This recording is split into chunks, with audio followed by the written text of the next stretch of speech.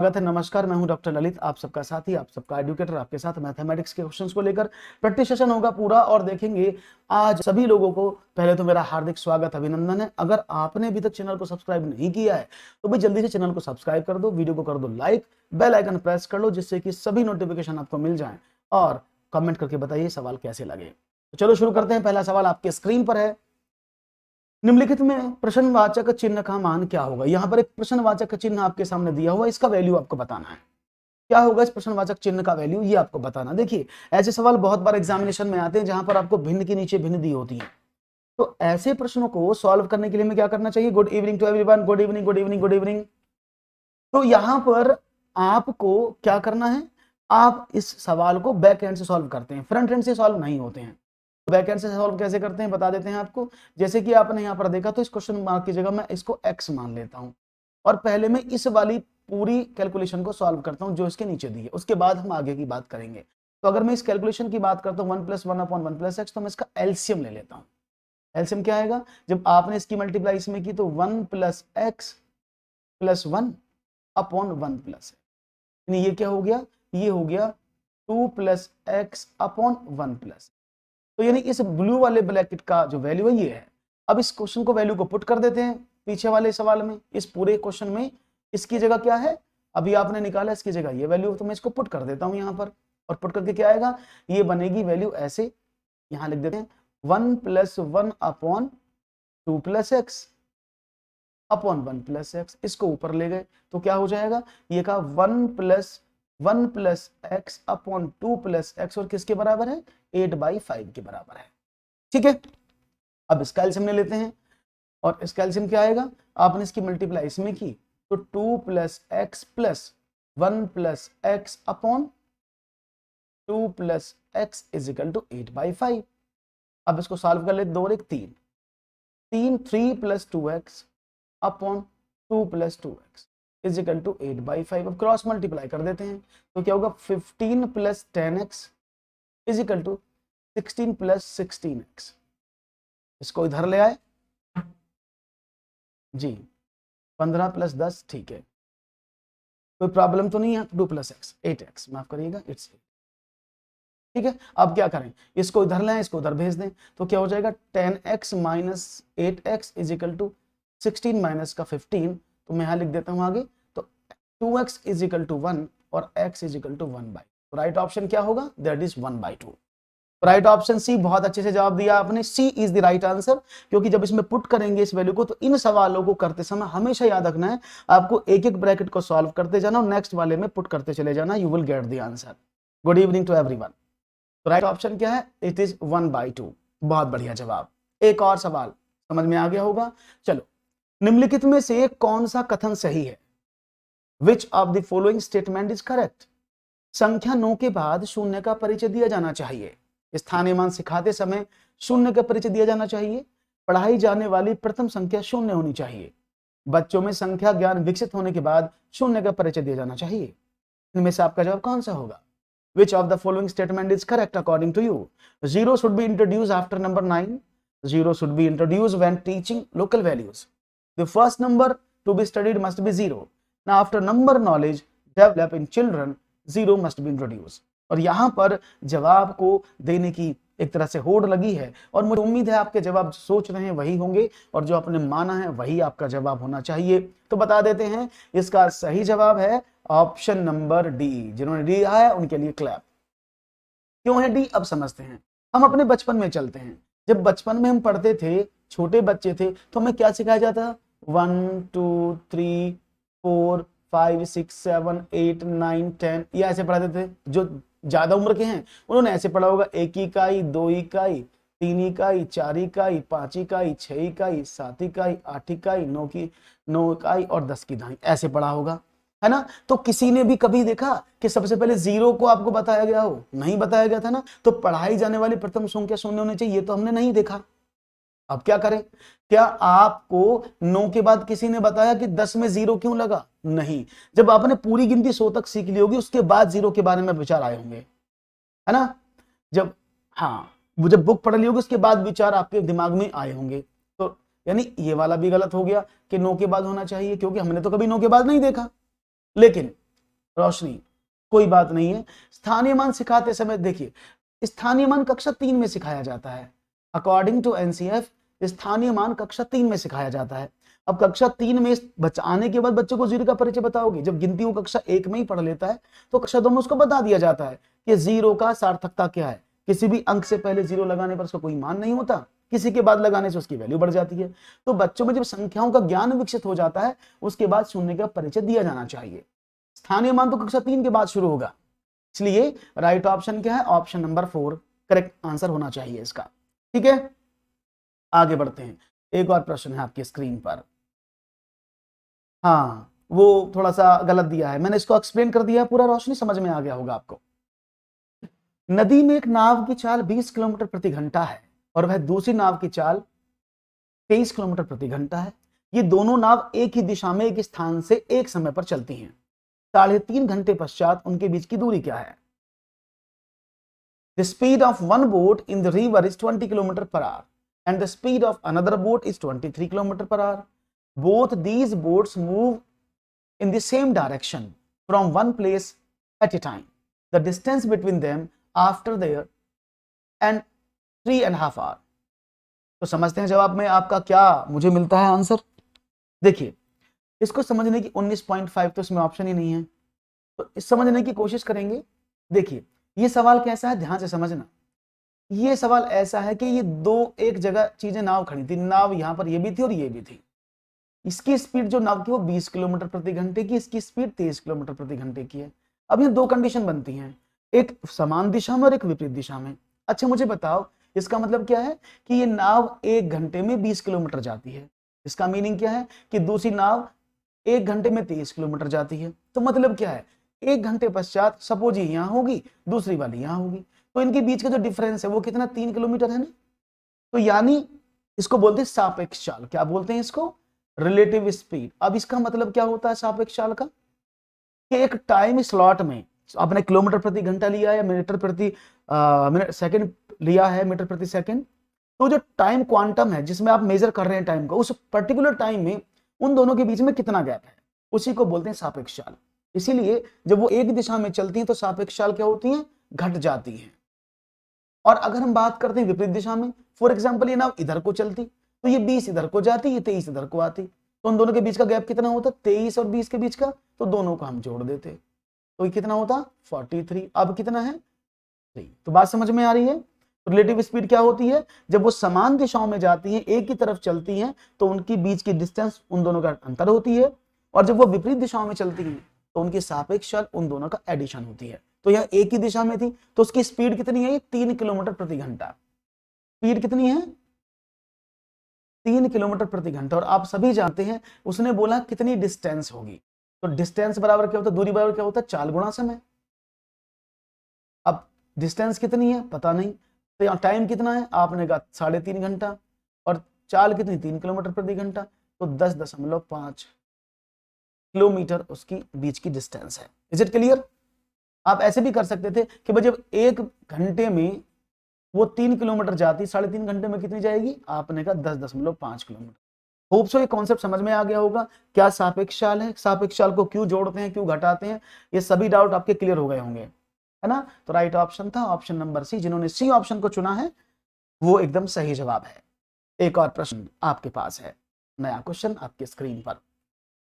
अध्यापक ने कक्षा 4 के छात्रों को 36 टाइल दी और उन्हें सभी संभव आयतों में व्यवस्थित करने के लिए कहा। इस क्रियाकलाप द्वारा निम्नलिखित में से कौन सी संकल्पना को संबोधित नहीं किया जा सकता है, गुणनफल, क्षेत्रफल, आयतन या गुणनखंड। The teacher gave 36 tiles to the student of class 4th and asked them to arrange them in all possible rectangles. Which of the following concept cannot be addressed by the activity? तो आपने कहा है option क्या आना चाहिए इसका, देख लेते हैं। सबने कहा बी, कोई कह रहा बी, कोई कह रहा सी। देखो समझ लो, आपको 36 टाइल दी तो वो कैसे कैसे लगा सकता है। बच्चा बोले जी मैं इसको लगा सकता हूँ 1 गुणा 36, एक टाइल ऐसे 36 टाइल ऐसे। एक बोला जी मैं लगा 2 और 18 भी लगा सकते हैं हम, तो 3 और 12 भी लगा सकते हैं हम, तो 4 और 9 भी लगा सकते हैं, और 6 और 6 भी लगा सकते हैं, है ना। तो इन टाइल्स को अगर हम देखें तो इनको आयत बनाने के लिए हम इतने इसके जो पॉसिबल पेयर बन सकते हैं। तो अब इसकी मल्टीप्लाई करोगे तब भी 36 ही आएगा, इसकी मल्टीप्लाई करोगे तब भी 36 आएगा, हर किसी 36 ही आएगा ना। तो यहाँ कौन कौन से संबंध आपको समझ में आए? गुणनफल कि 1 और 36 गुणा 36 होती है, 2 और 18 की गुणा 36 होती है, इसको हम कर सकते हैं। क्षेत्रफल क्या होता है? लंबाई गुणा चौड़ाई। अब की लंबाई 36 है, चौड़ाई 1 है, लंबाई गुणा चौड़ाई करेंगे तो क्षेत्रफल 36 आएगा। अब किसी भी लंबाई चौड़ाई को निकालेंगे 36 चलेगा, 36 ही आंसर आएगा।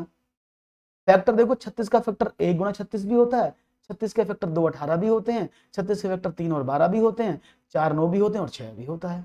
तो ये भी निकल सकता है, लेकिन आप किसी भी तरह इसका वॉल्यूम नहीं निकाल सकते, क्योंकि हाँ क्लास होगा 6 बजे, तो उसका आयतन नहीं निकाल सकते।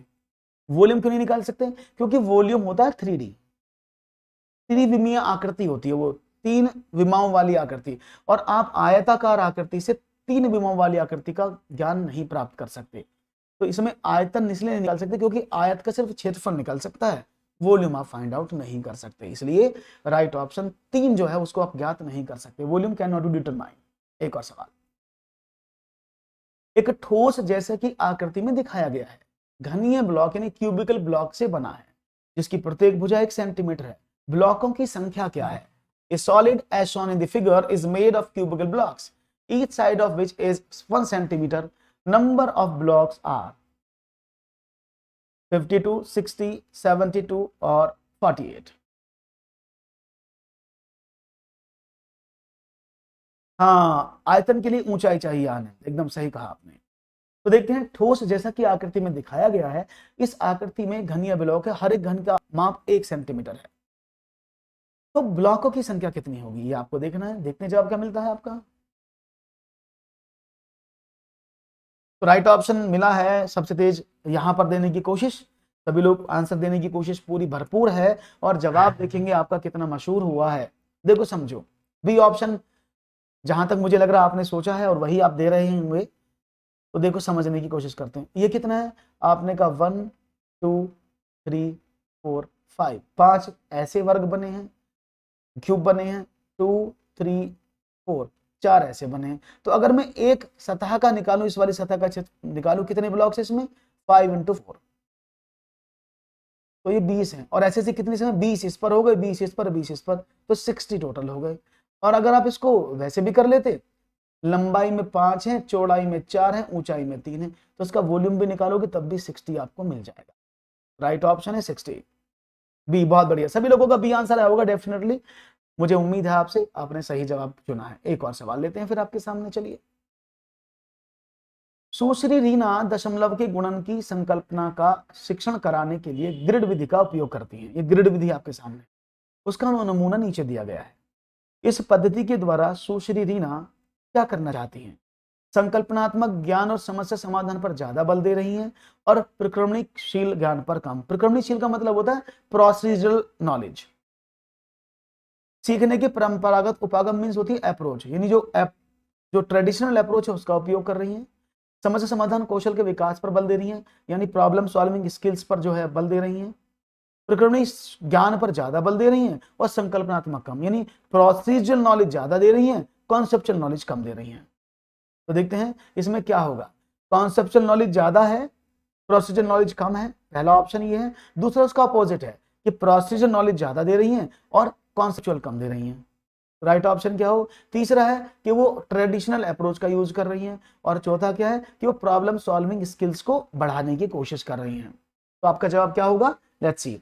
ये सबको पता होगा इसको कैसे करते हैं। ये ग्रिड पेपर है जो 2 दशमलव संख्याओं की गुणा के लिए यूज किया जाता है, जो संख्या में बड़ी छोटी कौन सी उसके लिए यूज किया जाता है। 2 संख्याओं की गुणा हमेशा तीसरी संख्या से बड़ी नहीं होती, इस बात को भी प्रूफ करने के लिए हम इसी का प्रयोग करते हैं। ठीक है, तो यहां पर जवाब आपका मिला है CDE के रूप में। और आपको बता दें यहां पर जो सवाल है ऑप्शन नंबर डी इसका सही जवाब होना चाहिए। It's D. किसी ने भी डी नहीं देने की कोशिश की होगी, समझ लो, क्योंकि जब हम इसकी बात करते हैं, जब इस सवाल को हम हल करने की कोशिश करते हैं, तो इस सवाल में क्या होता है, इसमें सारा का सारा प्रोसीजरल थिंग है, सब रटी रटाई चीजें हैं, इसमें कॉन्सेप्ट कुछ नहीं। क्यों? क्योंकि बच्चे को बताया गया कि इसमें को प्रूफ तो कर नहीं रहे हो। इसमें क्या है, इसमें आपको 10 बाई 10 का ग्रिड पेपर दिया गया है, 10 ऐसे 10 ऐसे ऑलरेडी बना हुआ है। उसने बोला 0.3 में 0.2 की गुणा करो, तो उसने क्या कहा, 3 खाने, जितने पॉइंट बोलेंगे उतने खाने काट देंगे। उसने 1 खाने काट दिए, ऐसे इधर वाले देख रहे हैं आप, उसने 0.2 की तरफ देखा, 2 खाने इधर से काट दिए। अब जितने खाने एक बार कटे उनमें 1 दशमलव काउंट होगा, जितने खाने 2 बार कट गए उनमें 2 बार दशमलव यूज होगा। तो कितने खाने टोटल इंटरसेक्शन हुए, आपने कहा 1 2 3 4 5 6 कॉमन हुए, और खाने में कितने कट लगे हैं, 2। तो बच्चों को क्या बोलेंगे, 6 खाने हैं और उसमें 2 कटे, 2 अंक बाद दशमलव। तो ये एक प्रोसीजरल थिंग है, इसलिए इसमें प्रकरणशील ज्ञान पर ज्यादा बल दिया जा रहा है और कॉन्सेप्चुअल चीजों पर कम दिया जा रहा है। इससे एक्टिविटी हमेशा प्रोसीजरल डिपेंडेंट होती है, कॉन्सेप्चुअल डिपेंडेंट नहीं होती। ओके, तो राइट ऑप्शन क्या है, ऑप्शन नंबर 4। जिन्होंने कोशिश की देने की डी ऑप्शन, उनका एकदम जवाब सही है। एक और सवाल आपकी स्क्रीन पर यही है। 2 वर्गों के परिमाप 12 सेंटीमीटर तथा 24 सेंटीमीटर है। बड़े वर्ग का क्षेत्रफल छोटे वर्ग के क्षेत्रफल का कितना गुना है? वीडियो एकदम क्लियर है, आप अपनी जो 3 डॉट्स आते हैं उस पर क्लिक करो वीडियो के। अगर आपको वीडियो सही नहीं दिख रहा है तो आप क्या करेंगे, वहां पर अपनी रिजोल्यूशन को बढ़ा लो, यानी वो 120 240 पर सेट होगा, उसको क्या करना, उसको 360 480 कर लो, तो वो एकदम सही चलेगा। तो देखते हैं 2 वर्गों का परिमाप। अब देखो 2 वर्ग हैं, एक वर्ग ये रहा और एक ये वर्ग ये रहा। उसने बोला इस वर्ग का परिमाप 12 है, जब इस वर्ग का परिमाप होता है चारों भुजाओं का टोटल, तो 12 में अगर मैं 4 का डिवाइड कर दूं तो एक भुजा की माप आ गई 3। क्यों निकाला, क्योंकि वर्ग की सारी भुजाएं बराबर होती हैं। इसकी बात करते हैं, इस वाले की बात की तो उसने बोला बड़े वर्ग का क्षेत्रफल 24 सेंटीमीटर इसका परिमाप, तो 24 में 4 का डिवाइड कर, इसकी भुजा आई 6। उसने बोला क्षेत्रफल, तो भाई इसका एरिया कितना होगा, आपने कहा 3 का स्क्वायर, क्योंकि भुजा का वर्ग होता है क्षेत्रफल। तो छोटे वाले का कितना हुआ 9, बड़े वाले का कितना हुआ 36, तो कितना गुना हुआ, उसका क्षेत्रफल 36, इसका क्षेत्रफल 9 का डिवाइड कर दे तो 4 गुना। एकदम सही जवाब सोचा है आपने, बिल्कुल। हाँ 360 पर कर लो, 360 पर एकदम क्लियर दिखेगा, डोंट वरी, एकदम क्लियरिटी। क्योंकि ये वीडियो जो एचडी में होती है तो थोड़ा सा ज्यादा डेटा खर्च होता है आप लोगों का, मैं समझ सकता हूँ। तो राइट ऑप्शन है ऑप्शन नंबर 4, एकदम करेक्ट आंसर है। बढ़िया, क्लियर हुआ, ऑप्शन नंबर ए 4 गुना। एक और सवाल, वस्तुनिष्ठ परीक्षण की सर्वाधिक महत्वपूर्ण विशेषता क्या है? The most important feature of objective test, it's reliability, it's validity, objectivity, या ऑल ऑफ द अबव। याद रखना सवाल क्या पूछा है, वस्तुनिष्ठ परीक्षण की सबसे महत्वपूर्ण विशेषता है, तो सारी ही विशेषता, सबसे महत्वपूर्ण की बात हो रही। ध्यान से पढ़ना सवाल, ध्यान से पढ़ना सवाल, मैं क्या बोल रहा हूं।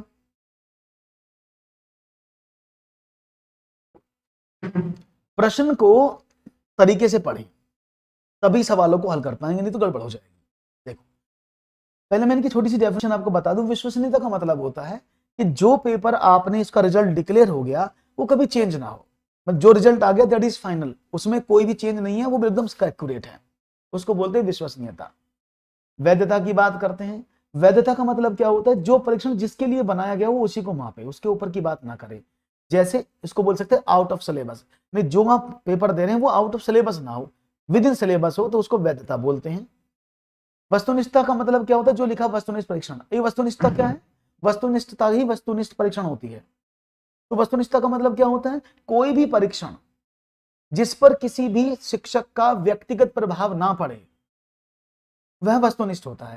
जैसे मान लिया यहां पर आपको 2 तरह की परीक्षाएं कराए, टिल्लू पेपर देने गया, यहां पर उसको डिस्क्रिप्टिव पेपर लिखवाएगा, लिखित परीक्षा में डिस्क्रिप्टिव निबंधात्मक, तो क्या निबंधात्मक को कॉपी अगर अलग अलग चेक करेंगे सबके उत्तर गलत आएंगे, यानी सबके उत्तर अलग अलग आएंगे ना, कोई उसको 25 में से 20 नंबर दे सकता, कोई 18, कोई 17, कोई 22, क्योंकि डिस्क्रिप्टिव में कोई भी पैरामीटर नहीं होता, वो सब डिपेंड करता है टीचर्स पर। लेकिन अगर टिल्लू को आपने ऑब्जेक्टिव पेपर दिया, अब चाहे उसे कोई भी चेक कर ले, अगर एक का आंसर बी है तो फाइनल बी ही रहेगा, है ना, तो उसको बोलते हैं विश्वसनीयता, क्योंकि चेंज नहीं हो सकता। और मैंने क्या कहा, जब चेंज नहीं होगा तो विश्वसनीयता होगी। तो ऑब्जेक्टिव परीक्षण इसलिए सबसे ज्यादा विशेषता है क्योंकि वह विश्वसनीयता के साथ होता है, क्योंकि ऑब्जेक्टिव परीक्षण सिर्फ इसलिए कराए जाते हैं, विकल्पात्मक परीक्षाएं, वस्तुनिष्ठ परीक्षाएं इसलिए कराई जाती हैं क्योंकि वो विश्वसनीय होती हैं, क्योंकि उनके आंसर पर व्यक्तिगत प्रभाव नहीं पड़ता किसी का भी। राइट ऑप्शन क्या है, that is option number A, वस्तुनिष्ठ परीक्षण। अगर ये बोलते ना इसको मैं काट दूं यहां से, एक मिनट एक मिनट एक मिनट एक मिनट, मेरा पानी उड़ गया, एक मिनट।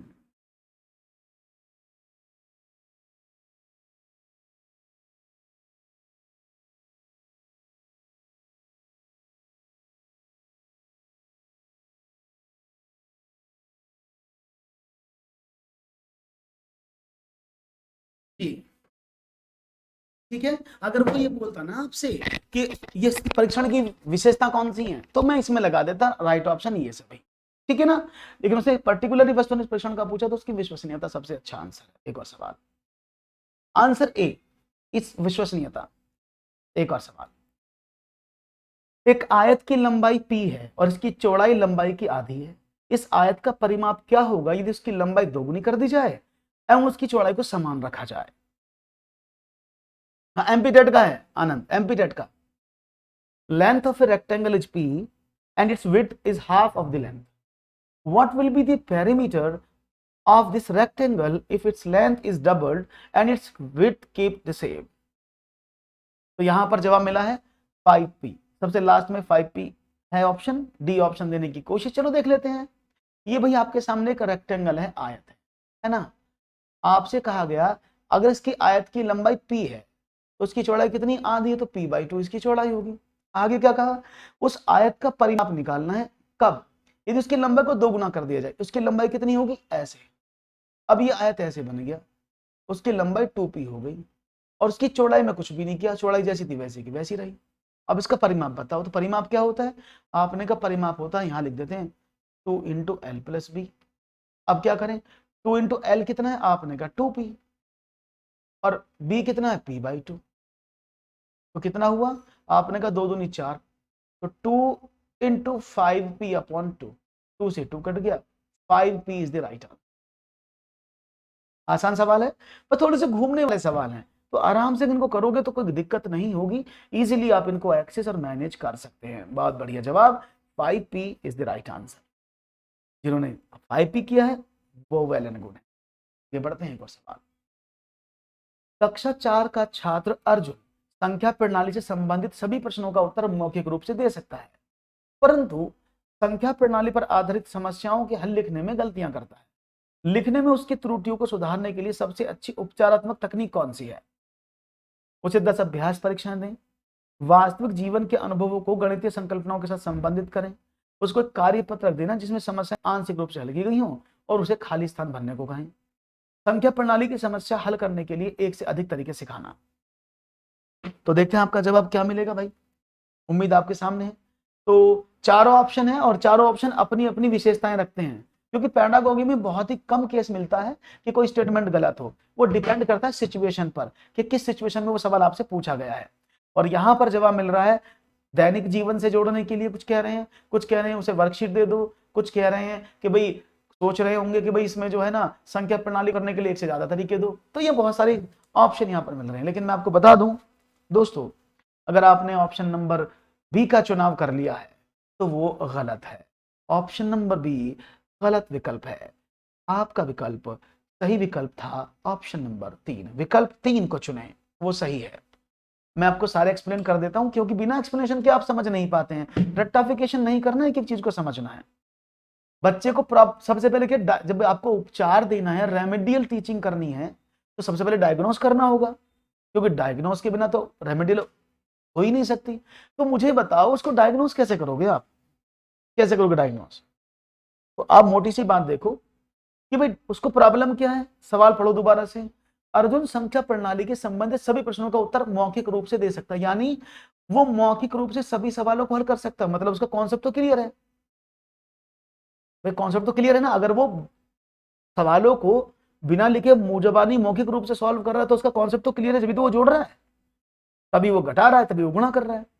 लेकिन प्रॉब्लम क्या है, लिखने में गलती कर रहा है। तो डायग्नोस क्या किया आपने कि भाई साहब उसको प्रॉब्लम है लिखने में, तो उसको उपचार क्या करोगे, लिखने वाले तो दोगे। पहले समस्या का पता लगाया, समस्या क्या थी, लिखने में गलती कर रहा था, तो आप उसको सब भाई आदमी को बीमारी, अगर उसके सर में दर्द है तो उसे सर में दर्द की गोली दोगे ना, है ना, ठीक है ना। उसे उल्टी की गोली थोड़ी दोगे कि उसे उल्टी आ रही वॉमिटिंग की गोली दे दो, वही दोगे ना। तो वही सोचना है। तो अभ्यास देखो, उसे 10 अभ्यास देना यह गलत है, क्योंकि एनसीएफ कहता है लर्निंग विदाउट बर्डन। आप उसको 10 अभ्यास परीक्षाएं नहीं दे सकते, क्योंकि बच्चा मानसिक रूप से कमजोर हो जाएगा, उसको अगेंस्ट हो जाएगा। देखो वास्तविक जीवन से बिल्कुल सही जवाब था, संकल्पनाओं के साथ संबंधित करना, लेकिन कब, जब उसको कुछ नहीं आता, लेकिन उसे तो उत्तर निकलना आते हैं। ये तो हमने पहले देखा, वो तो आंसर कर सकता है, तो उसको वास्तविक जीवन के अनुभवों की आवश्यकता वो पूरी कर चुका है। है ना। तो अब क्या करेंगे, उसे काम लिखने का देना, लिखने में गलती कर रहा है तो हम क्या करेंगे, एक वर्कशीट दे देंगे जिसमें आधे सवाल इस तरह के होते हैं कि 8 + 4 बराबर क्या, 6 में से क्या घटाएं कि 2 आ जाए। तो ऐसे ऐसे सवाल आप उसको भरने को देंगे जिससे कि वो लिखने में गलती कम कर देगा। राइट ऑप्शन क्या था, ऑप्शन नंबर सी। समझ में आया। और संख्या प्रणाली की समस्याओं के बारे में बात करते हैं, एक से अधिक तरीके से सिखाना, that is the next part. किसको बोलते हैं, एक से अधिक तरीके से सिखाने को बोलते हैं फ्लेक्सिबिलिटी। क्या बोलते हैं, लचीलापन। गणित में जो लचीलापन वर्ड है ना, कई बार आता है, लचीलापन का मतलब क्या है, फ्लेक्सिबिलिटी का मीनिंग क्या है। फ्लेक्सिबिलिटी का मीनिंग ये होता है कि एक सवाल को एक से अधिक तरीकों से हल करना ही फ्लेक्सिबिलिटी है।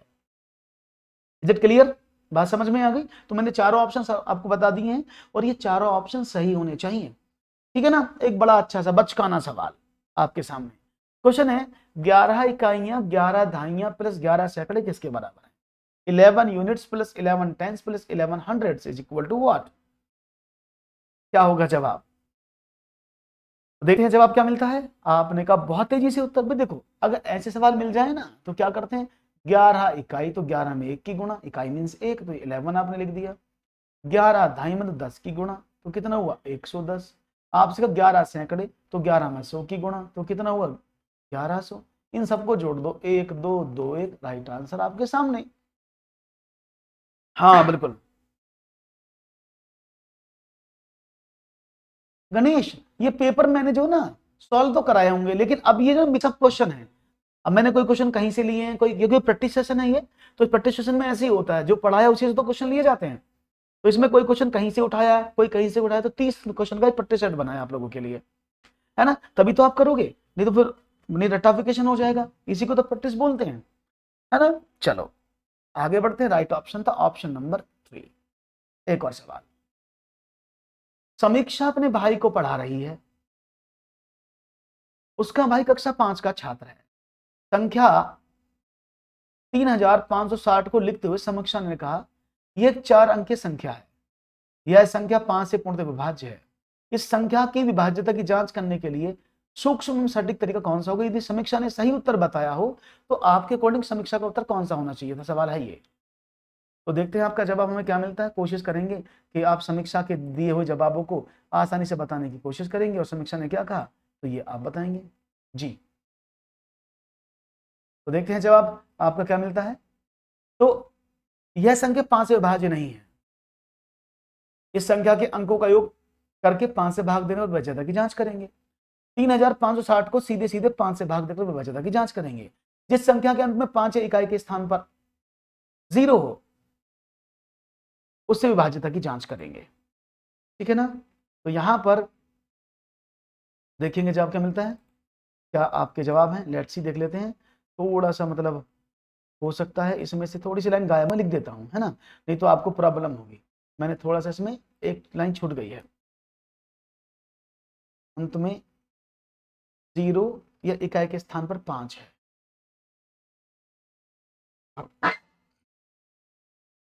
वह संख्या 5 से विभाज्य होती है।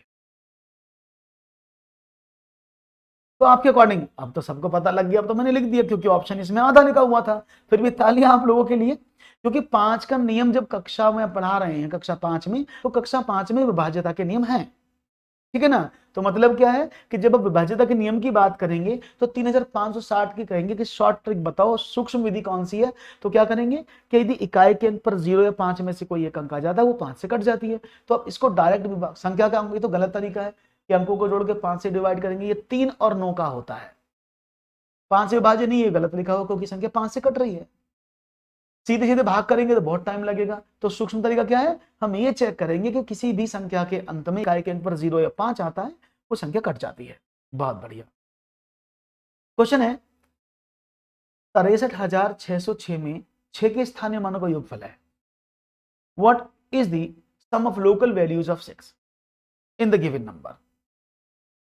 इस गिवन नंबर में क्या आपको लगता है कि इसका क्या वैल्यू है, जो संख्याएं आपके सामने लिखी हैं 63,606 में 6 के स्थानीय मानों का योग।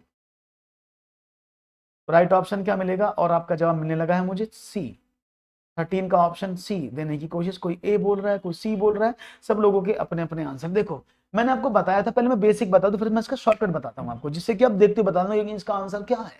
देखो हम बचपन से ऐसे करते हैं, 6 3 6 0 6, तो 6 इकाई के अंक पर तो 6 गुणा 1 बराबर 6, ये सैकड़े के अंक पर तो 6 गुणा 100 बराबर 600, ये 10,000 के अंक पर है तो 6 गुणा 10,000 बराबर 60,000। अब इसको जोड़ देंगे तो कितना हुआ, 60,606 टोटल आ जाए। तो इसको बचपन से मैं ऐसे ही करते आए हैं, लेकिन इसको ऐसे नहीं करना है। कैसे करना है मैं बताता हूँ। जब भी आपसे योग पूछा जाए ना, तो 63606 जिसका पूछा है ना, बस उस संख्या को रोको, बाकी सबको जीरो कर दो। जिस संख्या का आपसे पूछा है उस संख्या को एज इट इज रहने दो, बाकी कुछ भी आया उसको जीरो कर दो। जैसे यहाँ पर देखें 6 को 6 रखो, बाकी जो भी आया उसको जीरो करते चले जाओ, आंसर आ जाए। राइट ऑप्शन क्या है, ऑप्शन नंबर ए। तो आपको इतना सारा जो काम करना पड़े ये बच जाएगा। ठीक है, तो समझ में आ गया। अगर वो बोलता आपसे और बड़ी संख्या देता, जैसे फॉर एग्जांपल उसने बोला कि भाई मुझे बताओ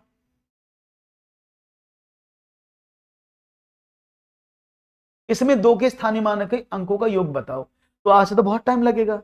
अगर मैं एक संख्या आपके सामने लिखूं और मैंने बोला इसमें 2 के स्थानीय मानों का योग कितना होगा, तो अब कुछ नहीं करना, सिर्फ आपको 2 को रोकना है, बाकी सबको 0 0 2 0 2 0 2 0, ये इसका आंसर है। हाँ जब भी, हाँ सभी में फॉलो करेगा आनंद, ये इसका मैंने निकाला है ना, आप अपने तरीके से निकाल लो तो भी इतना ही आएगा। ऐसे करोगे तो आसानी से हो जाएगा, है ना। तो बिल्कुल इजी है ना। तो जब भी स्थानीय मान योग निकालना हो तो आप ऐसे कर सकते हैं। क्लियर है। चलो आगे एक और सवाल की बात करते हैं और एक नया क्वेश्चन आपकी स्क्रीन पर रखते हैं। शिक्षक इस छात्र के प्रदर्शन के विषय में क्या रिपोर्ट देगा। जब राजन के सामने शाब्दिक समस्याएं आती हैं तो वह प्राय पूछता है मैं जमा करूं या घटा, मैं गुणा करूं या भाग। इस तरह के प्रश्न बताते हैं। राजन संख्या संक्रियाओं को नहीं समझता है, राजन जोड़ और गुणा नहीं कर सकता, राजन कक्षा में बाधा डालने के अवसर खोजता है। थैंक यू रोशनी। राजन कक्षा में बाधा डालने के अवसर खोजता है, राजन को भाषा समझने में कठिनाई होती है। तो देखते हैं जवाब क्या मिलता है और उम्मीद है सबका आंसर सही आएगा। ये आपको समझ नहीं आया, मैंने कहा अभी बताते हैं इसको। सबका आंसर डी होना चाहिए। देखो मैंने कहा इसका आपको निकालना है एलसीएम, सॉरी टोटल योग के स्थानीय मानों का योग बताओ, तो मैंने कुछ नहीं किया, सिंपल थ्योरी थी। जहां पर 2 था बस 2 का पूछा ना, 2 का निकालो, तो बस उस संख्या को रोको, 2 को, बाकी 4 है उसकी जगह भी 0, 5 को भी 0, सिर्फ उस अंक को रखना है उसके स्थान पर जिसका पूछा है। 1 की जगह 0, 2 ऐसी है, 5 की जगह 0, 2 ऐसी है, 7 की जगह 0। तो इस तरह से इसको निकाल देते हैं। ओके चलो एक और सवाल। तो बिल्कुल सही बात है, क्योंकि समस्या क्या है बच्चे को, अगर मैं बोलूं आपसे, कई बार आप भी तो प्रश्न पूछ लेते हैं सर ये सवाल समझ नहीं आया, तो क्या इसका मतलब ये है कि आपको जोड़ना घटाना नहीं आता। जैसे अभी आपने कहा स्थानीय मान समझ में नहीं आया, तो क्या आपको जोड़ना घटाना नहीं आता, आपको गुणा भाग करना नहीं, सब आता है ना। प्रॉब्लम क्या है, उस प्रश्न की भाषा आपको समझ में नहीं आती कि वो लिखा कैसे है। अगर वो लिखित भाषा समझ में आ जाए तो वो सारे काम कर लें। तो वही तो राजन कह रहा है कि भाई मुझे बता दो, भाषा समझ में नहीं आ रही है, जोड़ना है घटाना है, गुणा है कि भाग है। अब वो बोलेगा जोड़ना है तो जोड़ देगा बच्चा। राइट ऑप्शन क्या, ऑप्शन नंबर 4 एकदम सही जवाब था। ओह माय गॉड, इतना इजी सवाल मैं कैसे पूछ सकता हूं आपसे। चलो देखते हैं। एक संतरे का मूल्य 2.5 रुपया है, 3.5 दर्जन संतरों का मूल्य क्या होगा। The value of N orange is 2.5 rupees. What will be the value of 3.5 and 3 dozen oranges? तो देखते हैं क्या इसका आंसर मिलेगा। तो बहुत सिंपल सवाल है। देखो भाई एक संतरे का मूल्य 2.5 रुपया, 2.5 रुपये 2.5 तो करते हो, और 3.5 दर्जन का मतलब कितना होता है, 1 दर्जन में होती है 12 वस्तु, है ना। तो 3 में कितनी हो गई, आपने कहा 36, और आधी में और जोड़ दो क्योंकि 3.5 है, तो आधी दर्जन में 6, तो टोटल 42 वस्तुएं हो गई। तो 42, जब एक संतरे का वैल्यू 2.5 रुपये, तो 42 संतरों का कितना, तो 25 दूनी 50, 25 चौके 100 और 5 105, एक अंक बाद दशमलव, तो 105 रुपए टोटल कीमत। ऑप्शन नंबर डी, आसान सवाल था, समझ में आ गया। वेल एंड गुड, बहुत ही बढ़िया तरीके से आपके जवाब आते हैं तो बड़ा अच्छा सुकून मिलता है। तो चलो एक और सवाल ले लेते हैं और देखते हैं उस सवाल पर आपकी प्रतिक्रिया क्या है। कौन सा कार्य अध्यापक से संबंधित नहीं है? ओहो, आज तो हलवाई परोस रहा हूं मैं आप लोगों को। योजना, मार्गदर्शन, शिक्षण या बजटिंग, यानी बजट में प्लानिंग, गाइडेंस, टीचिंग और बजटिंग। आज तो बस आनंद ही आ रहा है आप लोगों का। तो देखते हैं जवाब क्या है। देखो, शिक्षक योजना यानी लेसन प्लान, यूनिट प्लान बनाते हैं, बच्चों का मार्गदर्शन भी करते हैं, गाइडेंस देते हैं, और टीचिंग तो उनका मेन काम है। उसके बाद बजट बनाना वो शिक्षक का काम नहीं है, वो क्लर्क का काम है, या वो मैनेजर का काम है, या वो उसकी जो समिति है उसका काम होता है। राइट ऑप्शन क्या है? ऑप्शन नंबर डी एकदम राइट ऑप्शन। चलो बताओ, यदि एक ऑपरेटर को निम्नलिखित रूप में परिभाषित किया, एक ऑपरेटर है इस तरह से, इसको एक्सोर ऑपरेटर बोलते हैं, इसका नाम क्या है? एक्सोर। वैसे इसको आप समझ सकते हैं, इसको एक्सोर बोलते हैं, इसका जो कंप्यूटर में नाम है वो एक्सोर ऑपरेटर है। वैसे आप समझ सकते हैं कि प्लस के ऊपर गोला लगाया है, तो इस ऑपरेटर का यूज क्या है कि जैसे इस ऑपरेटर को अप्लाई किया जा रहा है तो ये क्या करता है, 4 ऑपरेटर 3 तो 4 5 6 कर देता है, 5 ऑपरेटर 4 करते हैं तो ये 5 से शुरू करता है और 4 अंक तक चलता है, 5 6 7 8। ऐसे 6 ऑपरेटर 4 किया जाता है तो 6 के आगे 4 गिनती गिन देते हैं, 6 7 8 9, नहीं हर बार एक ही गिनती बढ़ती चली जाती है। कितनी प्लेस तक? यहाँ पर 3 था तो 4 से स्टार्ट हुआ 3 प्लेस तक, यहाँ पर 4 था तो 5 से स्टार्ट हुआ तो 4 प्लेस तक, यहाँ पर भी 4 था तो 6 से स्टार्ट हुआ 4 प्लेस तक। अब आपको बताना है कि ऐसे ही एन ऑपरेटर 8 का मान क्या है। तो देखते हैं जवाब क्या मिलता है। सवाल आपके समक्ष है, उम्मीद करूंगा अच्छा जवाब आप देने की कोशिश करेंगे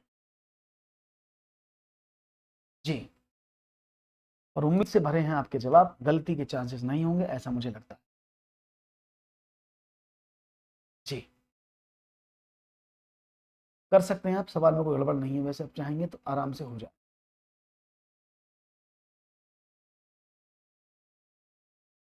ओके, चलिए।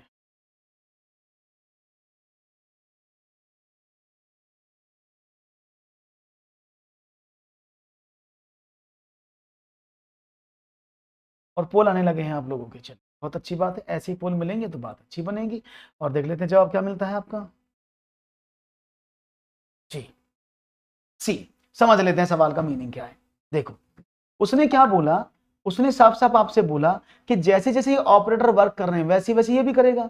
तो यानी क्या होगा, अगर मैं एन ऑपरेटर 8 करूं तो मतलब क्या होगा, ये कहां से शुरू होना चाहिए? एन से शुरू होना चाहिए, और 8 अंक लिखने हैं। हर बार एक एक संख्या बढ़ती थी ना, 6 7 8 5 6 7, तो अगली वाली संख्या क्या होगी? n+1। नेक्स्ट क्या होगा? n+2। नेक्स्ट क्या होगा? n+3। नेक्स्ट क्या होगा?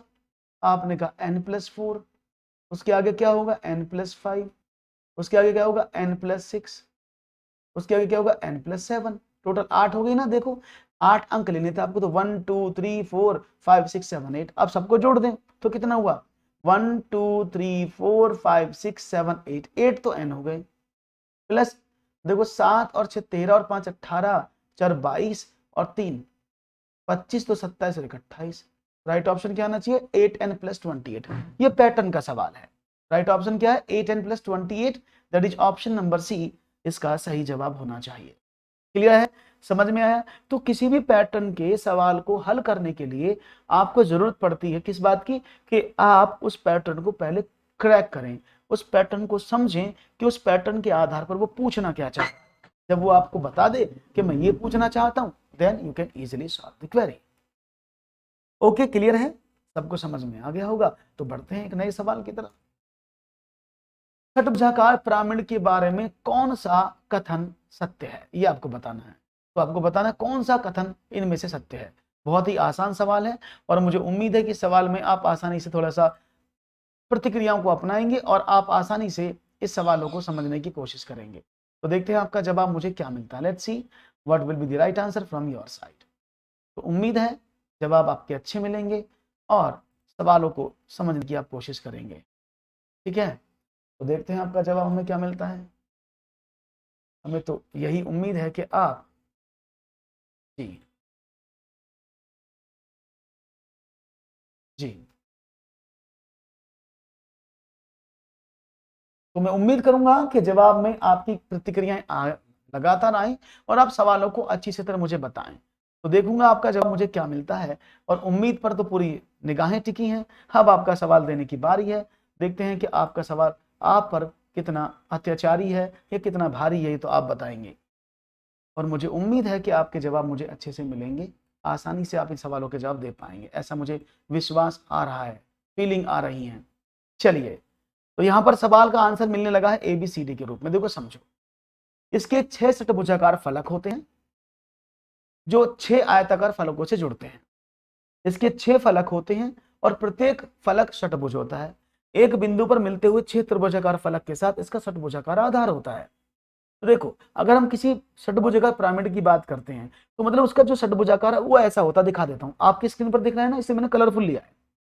ये षटभुजाकार है, नीचे देखो, ये षटभुजाकार में सारी भुजाएं नीचे वाली बराबर है, 1 2 3 4 5 और 6, तो 6 भुजाएं हैं।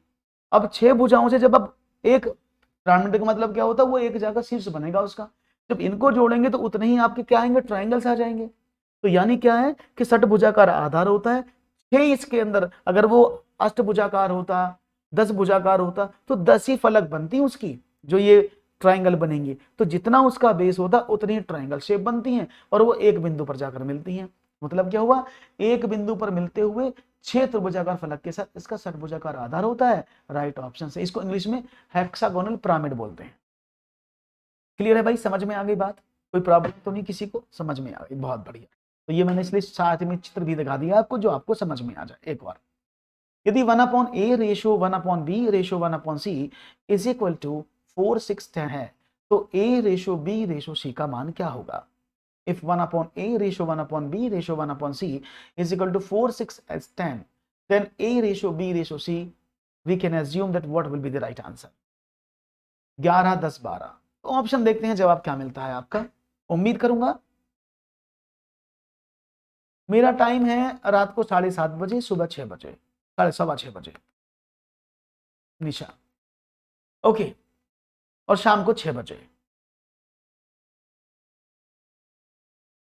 देखिए, जो भी पिरामिड होता है, पिरामिड में सिर्फ देखिए बाहरी कोण तो इसमें बनेंगे नहीं।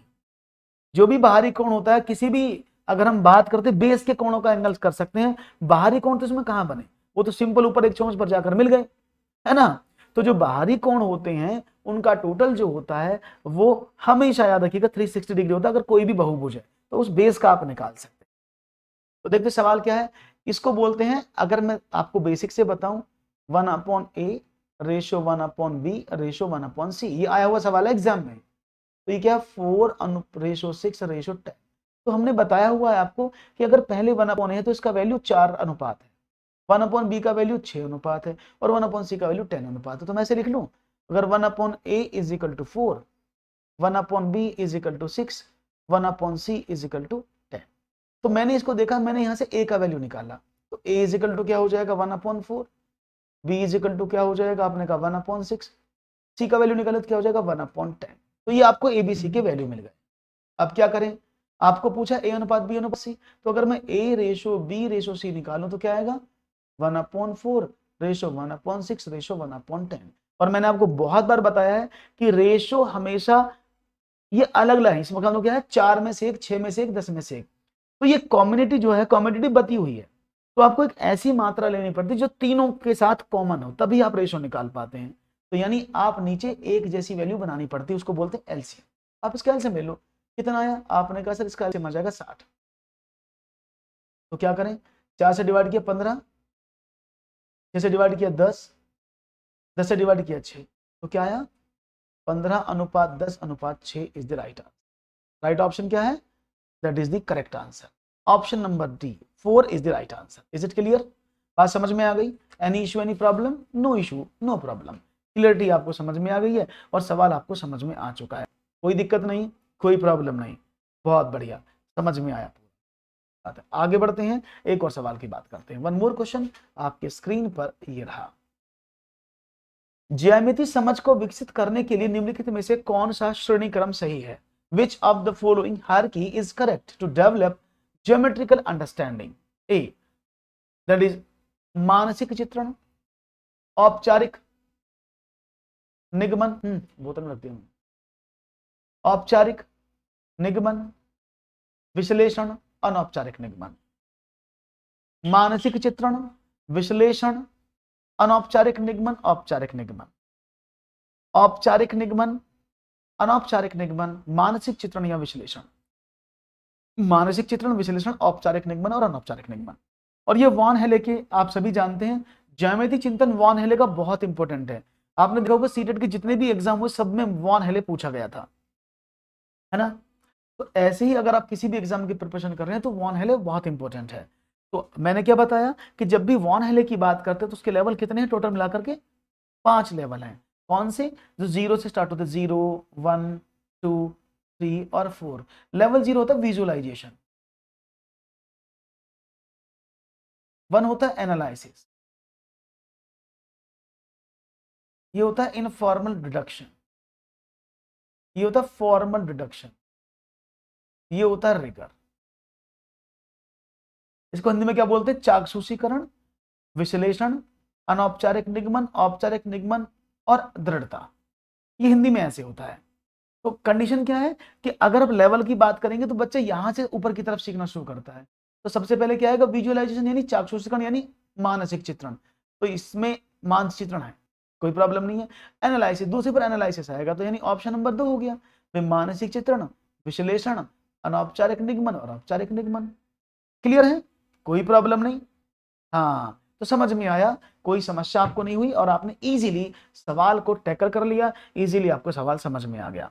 बहुत बढ़िया जवाब आपकी तरफ से आए हुए हैं, वेरी नाइस एंड कूल। तो दोस्तों आज का सेशन यहीं रोकते हैं और देखते हैं कि आगे वाले सेशंस में आप और आगे वाले क्वेश्चन को कैसे कर पाते हैं। तो आज का सेशन मैं यहीं रोकता हूं। अगर आपको क्लास अच्छी लगी हो, सेशन अच्छा लगा हो तो भाई लाइक जरूर कर देना, और लाइक करके हाँ चैनल को सब्सक्राइब जरूर कर लेना। अभी 6 बजे भी मैं पढ़ाऊंगा, 6 बजे भी आज जो है हमने रखा है सेशन, जिसमें आपको हम महामैराथन क्लासेस करा रहे हैं। तो मिलेंगे 6 बजे, तब तक के लिए दीजिएगा मुझे इजाजत। और अगर मैं चैनल को सब्सक्राइब नहीं किया जल्दी से कर लो, वीडियो को लाइक कर दो और शेयर करना बिल्कुल ना भूलो।